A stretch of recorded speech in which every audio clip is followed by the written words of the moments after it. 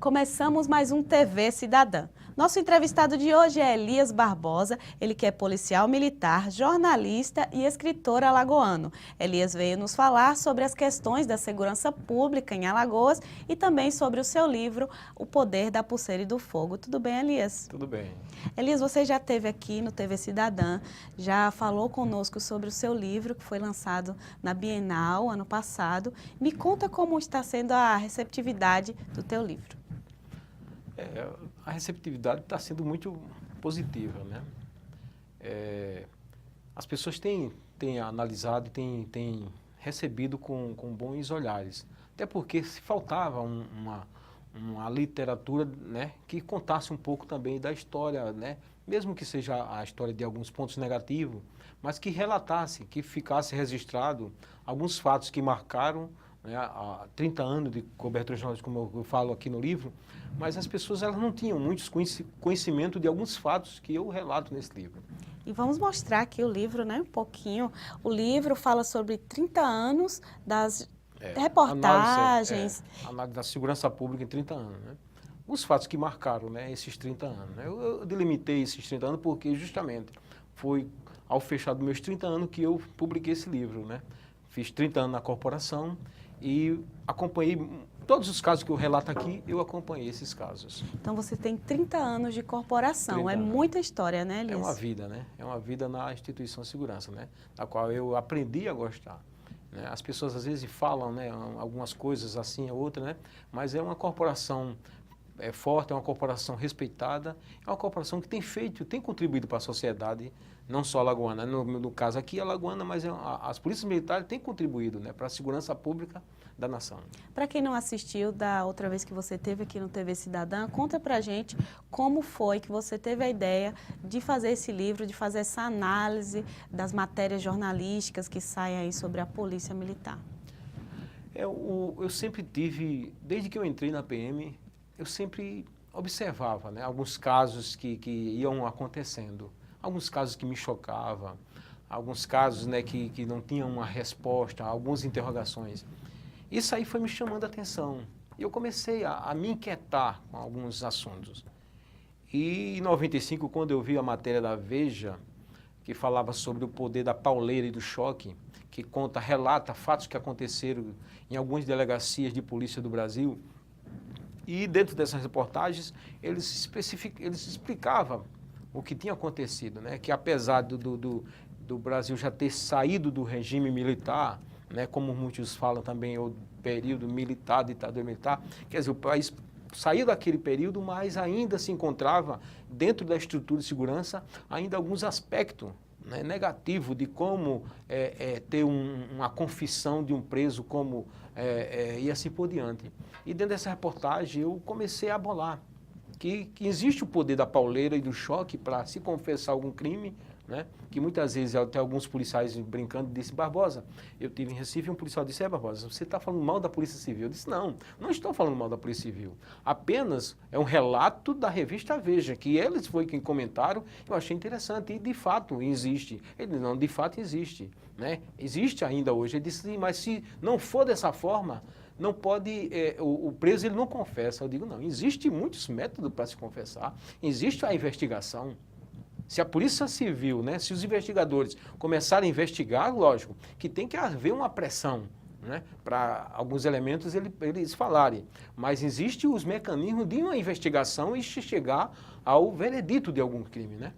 Aqui eu estou vendo que tem um dos casos aqui que você destacou no seu livro, que é o caso Cavalcante. Polícia prende Cavalcante e seus 2 irmãos. Que outros casos emblemáticos tem aqui nesse teu livro? A gangue fardada foi um assunto, né, que dominou as páginas das manchetes dos jornais, né, e TVs do estado de Alagoas, né, em 98, no final de 98. Foi desbaratado a gangue, onde tinha muitos policiais, ex-policiais e pessoas que não eram policiais, mas faziam parte daquele grupo que roubava, que matava por encomenda de políticos, de fazendeiros e tudo mais. E esse pessoal, eles foram, né, cometendo crime. E diziam que iam fazer uma limpeza social, mas eles começaram a praticar crime por encomenda. Inclusive, dentro dessa estrutura desse crime organizado, dessa gangue fardada, foi assassinado Silviana, né? foi assassinado algumas testemunhas, foi assassinado muitas pessoas, outros foram presos, outros condenados. É verdade. Também tem o caso Eloá, né, que a gente teve uma justamente figura dentro desse aqui. caso da gangue fardada também, né, tem esses personagens, que foi o Cissão e o Everaldo, né? O Cissão, inclusive, foi da minha turma de soldado de 86. E o Everaldo, eu trabalhei com ele no antigo BPTran, né? E esses personagens também fizeram parte dessa estrutura. Alguns negam que não fizeram parte da gangue fardada, que nunca fizeram parte, como Everaldo, né? Que ele está tentando reconstruir novamente a vida dele, né? Após ser inocentado, né? E está levando a vida dele, ele disse que não fez parte da gangue fardada, né? Mas aí ele tem que explicar, tem que justificar se ele não fez, né? E porque o nome dele é citado, né? Dentro de toda essa situação que aconteceu naquele período negro, daqueles crimes por encomenda, queima de arquivo e tudo mais, né? Então ele também fez parte desse período, né? Talvez ele possa não ter integrado ao grupo propriamente dito do Cavalcante, né? Ou dos irmãos do Cavalcante, mas ele fez parte de algumas ramificações desse crime, né? Dessa organização criminosa que agia no estado de Alagoas. Pois é, Elias, você tem uma visão geral da Polícia Militar, né? Tem uma visão realmente de 30 anos aí. Agora, como é que você analisa esse ano, em março, dia 25 de março desse ano, dois irmãos no bairro ali da cidade universitária, né? Foram abordados e foram mortos, né? De uma maneira que ainda, né, não ficou muito clara. Os irmãos Josenildo, de 16 anos, e Josivaldo, de 18. Como você analisa ainda essas abordagens policiais? Eu sei que você é da corporação, mas você acha que deveria realmente ser outro tipo de abordagem? Ou que outro tipo a gente pode citar aqui? Veja bem, esse caso, inclusive, ele ainda continua aberto, né? O inquérito policial, né, foi tanto da Polícia Civil, porque nesses casos é aberto dois inquéritos. O inquérito policial, aqui é aberto a Polícia Civil, para apurar o fato como todo, e é aberto o inquérito policial militar, para apurar se houve crime militar, se houve excesso dos policiais, né, e assim por diante. E dentro dessa estrutura, o que se comenta na imprensa, o que se comenta na comunidade, né, e o que se comenta dentro dos batalhões, que realmente houve um excesso. Houve um excesso da guarnição naquele momento que executaram aquela abordagem. E isso aí é uma coisa que está acontecendo não só no estado de Alagoas, está acontecendo em diversas partes do Brasil. Às vezes, o policial ele vai já para a rua com aquela carga, entendeu? Da pressão de casa, a pressão do trabalho, várias questões. E muitas vezes ele chega em alguma certa abordagem, naquele calor, entendeu? E por qualquer motivo, eles tomam uma posição que não poderia tomar naquele momento, né? Talvez eles tenham tomado uma defensiva que poderia ter evitado também, né? Há muitas questões que envolvem nessa abordagem, mas que realmente houve um abuso, houve um exagero, abuso não, houve um exagero na abordagem, isso está bem claro, né? Dentro do levantamento da perícia, dentro do levantamento do inquérito policial, dentro do levantamento dos parentes, dentro do levantamento da comunidade, realmente houve um excesso dentro da abordagem, né? Que culminou. Até porque, ora, se há um crime, os policiais eles sabem que não podem remover o corpo. Se há um ferido, não pode remover o corpo. E porque eles pegaram aqueles corpos dos dois irmãos, jogaram dentro da viatura para socorrer. Quando quem tem que prestar esse tipo de serviço é a SAMU, né? Já começaram errado por aí, né? Não sou eu que tenho que dizer que eles estão certos ou que estão errados, né? Apenas uma análise, né? Assim, isso, né? Da situação fatos, da qual você realmente me fez a pergunta, né?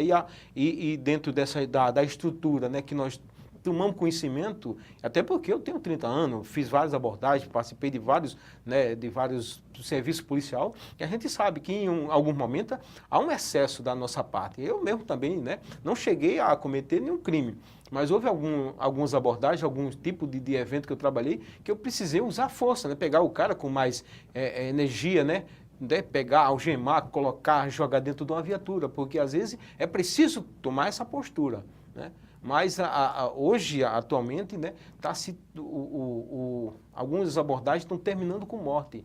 E é muito preocupante essa situação. O próprio comando da Polícia Militar está preocupado com a situação, né? Os próprios comandantes de unidades, os batalhões operacionais estão preocupados com essa situação, onde as abordagens estão terminando com a morte, né? Ou morte de policial, ou morte do abordado. E, Elias, como é que por exemplo, um curso de formação para vocês acontece hoje? É diferente do seu tempo, há 30 anos atrás, quando você entrou na Polícia Militar? O curso de formação está melhor ou merecia mais realmente essa atenção com a questão da formação psicológica e social do militar? Eu vejo assim, algumas coisas mudaram, né? De 30 anos para cá, houve um avanço, né, na grade curricular do curso tanto de soldado como nas academias de polícias, da polícia dos oficiais, né, academia. Quanto tempo é o curso de formação? Hoje, em média, entendeu? Hoje um policial, um soldado, ele tem uma formação de 7, né, no máximo 8 meses, né? Uma formação, no máximo 8 meses, né? Já o oficial, o cadete, ele tem uma formação de 3 anos. Quer dizer, dentro hoje da grade curricular da escola de soldado e da academia de oficiais, houve um avanço, né? Algumas matérias foram incrementadas, como sociologia, né? Algumas questões como trabalhar melhor a abordagem, até porque hoje nós temos alguns mecanismos e instrumentos, né, que facilitam algum tipo de abordagem. Então, houve um avanço em toda essa situação, né?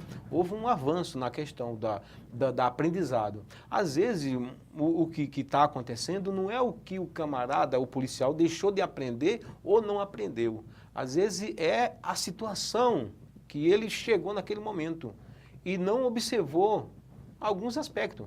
O policial, numa abordagem, ele não pode chegar, né, no sentido da corporação frouxo. Ele não pode chegar frouxo, mas também ele não pode chegar já metendo porrada em todo mundo sem saber os pormenores. Ele tem que ver a situação. É lógico que o policial ele não pode deixar que o bandido, né, o fira, né, ou atinja ele, né, ou alguma pessoa, né, que ele vai fazer algum tipo de abordagem.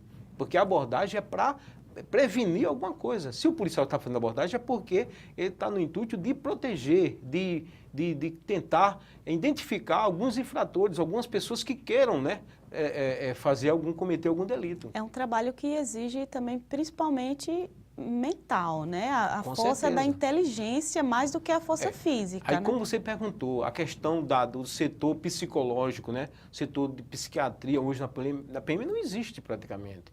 Não existe. Isso é muito fundamental. Eu tenho observado, no livro eu comento, que as polícias militares, tanto do Rio de Janeiro como de São Paulo, que são as que têm um envolvimento muito maior, né, de abordagem e uma carga de acidente dessas ações, eles são retirados da rua e têm um acompanhamento psicológico, psiquiátrico, entendeu? Até finalizar aquele processo. Aqui não, aqui só afasta o homem da rua e o homem fica em casa. Não tem um acompanhamento.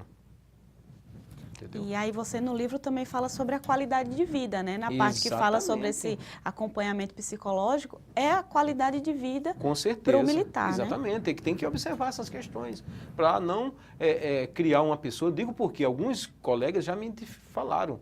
Ele disse: Barbosa, eu matei um. Quando eu matei o primeiro, o segundo, eu já não estava, eu nem tinha mais receio. E é necessário, a gente sabe que a polícia está ali para isso, tanto que eles estão armados, vocês estão armados, para nesses momentos realmente reagirem e fazer o que tem que ser preciso. Agora é realmente abordar da forma certa. Exatamente. Né? Tem que rever. E agir normalmente. Algumas questões têm que ser revistas, né? Agora, essa questão da abordagem, o próprio comando da corporação, juntamente com o Estado-Maior e os batalhões, os comandantes de batalhões operacionais, eles doutrinam a tropa, né, com relação a esse tipo de abordagem. Só que alguns policiais, eles, né, não têm observado. E às vezes, por não observar naquele momento, muitos deles têm cometido esse exagero, né, onde tem culminado não só com a morte de pessoas, né, que foram abordadas, mas também morte de policiais, como aconteceu o caso do capitão, né?